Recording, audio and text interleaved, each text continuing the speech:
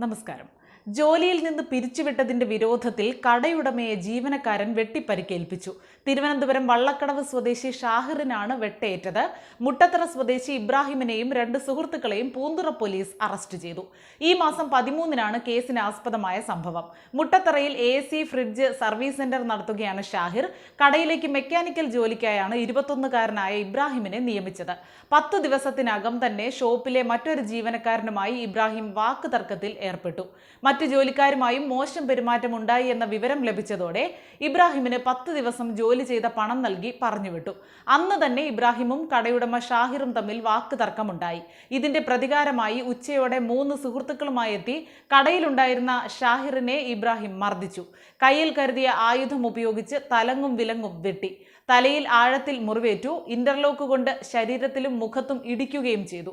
ഷാഹിറിന്റെ പരാതിയിൽ പൂന്തുറ പോലീസ് പ്രതികളെ അറസ്റ്റ് ചെയ്തെങ്കിലും ജാമ്യത്തിൽ വിട്ടയച്ചു. പ്രതികൾക്കെതിരെ നിസ്സാര വകുപ്പാണ് ചുമത്തിയതെന്നും ജാമ്യത്തിൽ ഇറങ്ങിയ പ്രതികൾ നിരന്തരം ഭീഷണിപ്പെടുത്തുന്നതായും കാണിച്ച് ഷാഹിർ സിറ്റി പോലീസ് കമ്മീഷണർക്ക് പരാതി നൽകിയിട്ടുണ്ട്.